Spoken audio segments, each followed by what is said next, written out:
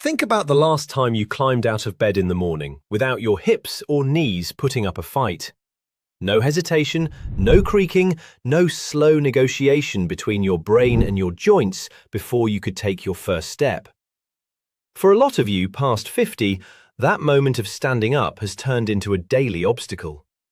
You push yourself upright, your feet find the floor, and immediately your hips feel locked in place.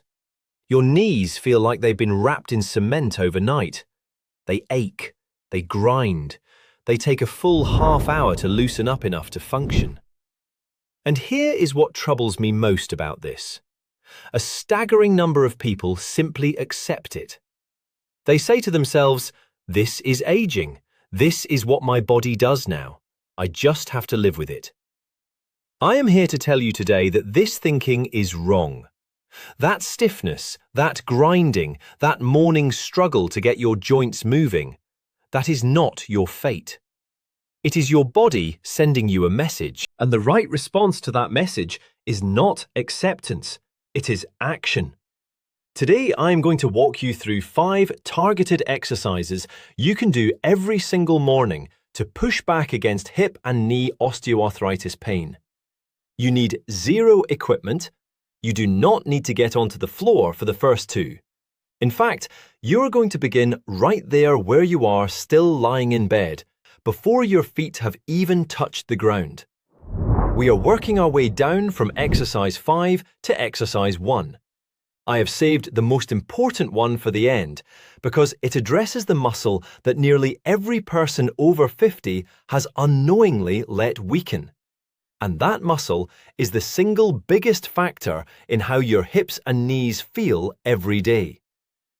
After the 5 exercises, I am also going to share a bonus morning habit that takes 60 seconds and works to nourish your joints from the inside. Think of it the way you think about oiling a stiff hinge. Simple, free, and the effects show up from day 1. Subscribe to Dr. Ethan Vale and help this channel reach 1,000 subscribers. Your click genuinely moves that number. Let's get into it. Exercise 5, the lying knee draw. We begin gently and we begin intelligently because that is exactly what your body needs first thing in the morning. You have been horizontal for 7 or 8 hours. Your joints have been still. The synovial fluid inside your hips and knees, the liquid that cushions and lubricates those joints, has been sitting idle. Overnight, it thickens, the way cooking oil thickens in a cold pan. Before you ask those joints to carry your full body weight, you need to get that fluid moving again. Here is what to do. Stay on your back in bed. Keep both legs flat. Now bring one knee slowly toward your chest by sliding your foot along the mattress. Guide it with both hands placed just below the kneecap if that is comfortable, or simply let the leg do the work. Draw the knee in until you feel a gentle, deep stretch in the back of the hip.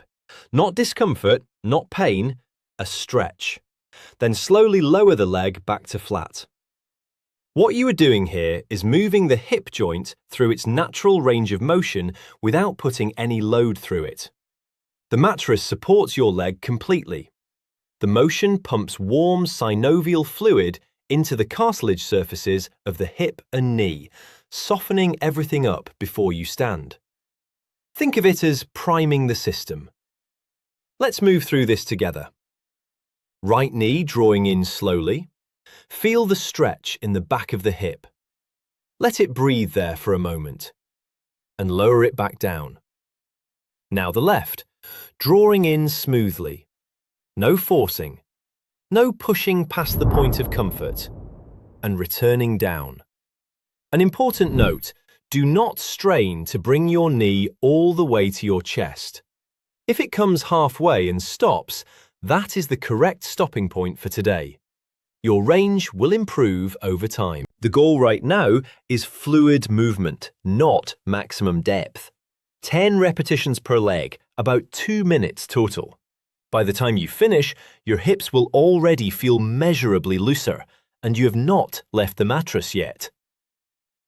Exercise 4. The lying glute activation. Still on your back, this one targets the gluteal muscles, the group of muscles at the back of your hip. Your glutes are the primary stabilizers of the hip joint. When they are strong and awake, they distribute the forces of movement across the entire joint surface evenly. When they are weak or dormant, the hip and knee joints absorb punishment they were never designed to handle alone. Here is the problem that almost no one thinks about. After a full night of sleep, your glutes are completely switched off. They are as inactive as the rest of your body. If you stand up and start walking with dormant glutes, your hip joint takes every foot strike on its own. That is why so many people feel the most pain in those first steps of the morning. We need to wake the glutes up before we stand. Stay on your back. Bend both knees and place your feet flat on the mattress, hip-width apart. Now press your heels firmly down into the mattress and squeeze your glutes as hard as you can. You should feel the muscles of both buttocks tighten and harden. Hold that contraction for 5 full seconds. 1, 2, 3, 4, 5. Then release completely and let the muscles go soft. That is an isometric contraction. The muscle generates force without the joint moving at all. This is the safest possible way to activate the glutes, even if you have significant arthritis or a hip replacement. The joint is still. Only the muscle works. Let's go through another one. Press the heels down. Squeeze. Feel the back of the hip tighten all the way through the buttock. Hold it. 2, 3, 4, 5. And fully release. Breathe normally throughout. Do not hold your breath. Your body needs oxygen to perform even this gentle work. 10 repetitions. Your glutes are now awake, and your hip is ready to be loaded safely when you stand. Before we move on, I want to ask you something. If this is making sense to you, if you know someone dealing with hip or knee pain who has been told to simply rest or take medication, please take 5 seconds right now and hit the like button and subscribe. Every share puts this information in front of someone who needs it. Thank you, and let's continue. Exercise 3. The seated hip hinge. Now we sit up. Swing your legs over the edge of the bed or move to a firm chair. Feet flat on the floor, sitting tall, hands resting on your thighs. This exercise trains the hip hinge, the foundational movement pattern that governs how the hip joint functions during every daily activity. Getting up from a chair, picking something up, walking uphill. All of them are hip hinge variations. Most people with hip osteoarthritis have lost confidence in this movement, so they avoid it. That avoidance makes everything worse. Here is how we do it safely. Sitting upright, lean your torso forward from the hips, not by rounding your back, but by tipping forward from the waist as though you are about to stand up. Let your chest come toward your thighs while keeping your spine long. You should feel a deep stretch through the hip joint and possibly along the outer thigh. Hold the bottom of that forward lean for 3 seconds. Then slowly sit back upright using the glutes and hips, not by pulling yourself up with your arms. The descent is forward, the return is powered by the hips. Do not rush either direction. When you reach the upright position, give your glutes one deliberate squeeze before you begin the next repetition. That final squeeze at the top is where most of the hip strengthening benefit lives. It teaches the glutes to fire at the exact moment they need to fire during real movement. 10 repetitions. Take your time. If one hip feels stiffer or more restricted than the other, slow down on the more affected side and let it move through the full range without forcing. Exercise 2. The standing hip circle. Now we stand. Find a wall or the back of a sturdy chair and place one hand on it for support. feet hip-width apart. This exercise lubricates the hip joint the way nothing else can, by moving it through every plane of motion, not just forward and back.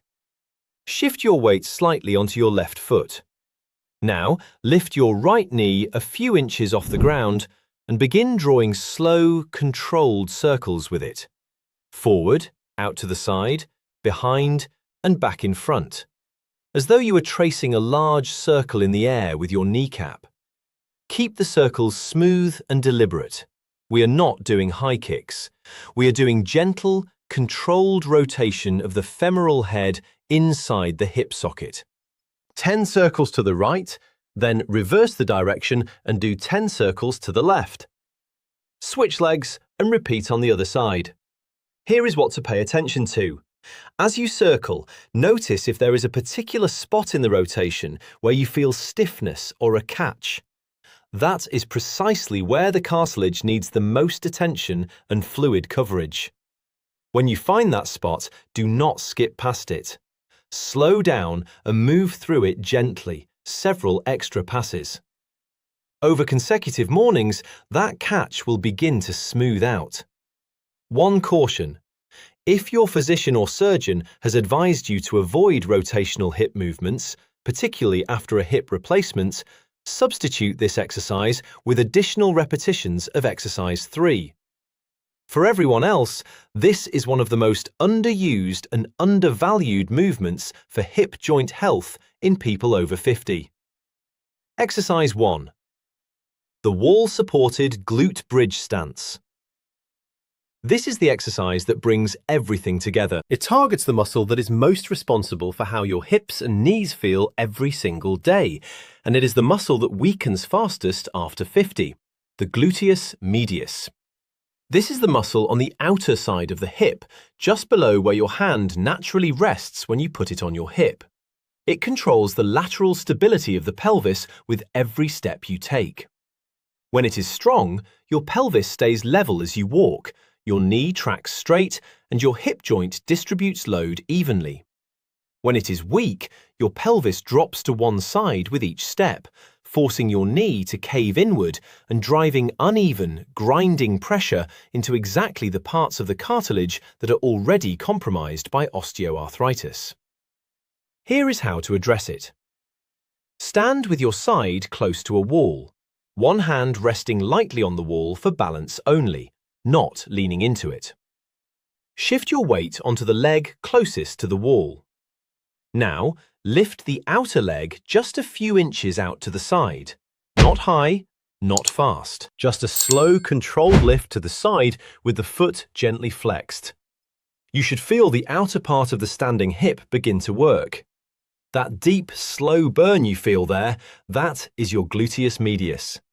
It has probably been underworked for years. Hold the leg out for 3 seconds, then lower it slowly. Do not let it drop. 5 holds of 10 seconds on each side is the target. If trembling starts, that is a sign the muscle is being challenged at the right level. It will build. If standing on one leg feels unstable right now, you can also perform this lying on your side on the bed, lifting the top leg slowly to the side and lowering it with control. Same muscle. Same benefit. Congratulations, you have completed the full morning hip and knee routine. Now, the bonus protocol I promised you. Here is something most people do not know, and it genuinely matters. The cartilage inside your hip and knee joints has no direct blood supply. None. Unlike your muscles, which are fed constantly by a network of arteries, your cartilage receives all of its nutrition through synovial fluid. And synovial fluid only bathes the cartilage when the joint moves. That is why the 5 exercises you just did are not optional. They are the delivery mechanism for your cartilage's nutrition. But there is a second factor. After 7 or 8 hours of sleep, your body is mildly dehydrated. Your synovial fluid is thicker than it should be. Your cartilage has been sitting in a reduced fluid environment all night. The exercises get things moving, but you also need to replenish. The moment you finish the exercises, drink 1 full glass of water at room temperature. Not cold. Room temperature water is absorbed more rapidly. Then, as you drink, perform 10 slow ankle circles with each foot. Keep the lower body circulation active while the hydration absorbs. That is it. Water and ankle circles. 60 seconds. The combination of movement and hydration is what your joints need to begin every morning from a position of nourishment rather than depletion. Here is the complete sequence so you can follow it without looking anything up tomorrow morning. While still in bed, exercise 5, the lying knee draw, 10 per leg. Then exercise 4, the lying glute activation, 10 repetitions. These two prepare your joints for weight bearing before you stand up. Sit on the edge of the bed. Exercise 3, the seated hip hinge, 10 repetitions, slow and controlled. Stand up. Exercise 2, the standing hip circle, 10 in each direction per leg. Finally, exercise 1, the wall-supported glute bridge stance, 5 holds of 10 seconds per side. Finish with the bonus. 1 glass of room temperature water, 10 ankle circles each foot. The entire sequence takes 8 to 10 minutes once you know the movements. I want to say something directly to you before we finish. I know what it is like to work with patients who have stopped believing their body can improve, who have been told by well-meaning people that pain is just what getting older feels like. That is not good enough. I have watched people in their 60s, 70s and 80s reduce their hip and knee pain significantly within 2 to 3 weeks of a consistent morning routine like this one. Not because the exercises are miraculous, but because the joints were being starved of movement, fluid and activation. And as soon as that changed, the body responded. Your joints are not broken. They are asking for something different than what they have been getting.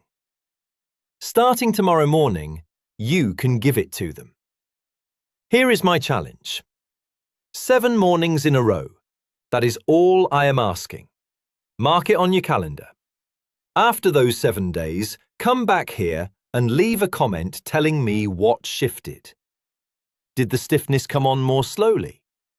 Did you notice a difference by day 4? I read every comment and your experience helps people who are just starting this journey find the confidence to begin. If this video gave you something useful, hit the like button. It puts this in front of people who need it and helps Dr. Ethan Vale reach 1,000 subscribers. If you have not subscribed yet, do it now. We put out practical, honest health guidance every week for people who are done being told that pain is just part of the deal. Take care of your joints. They will take care of you. I will see you in the next one.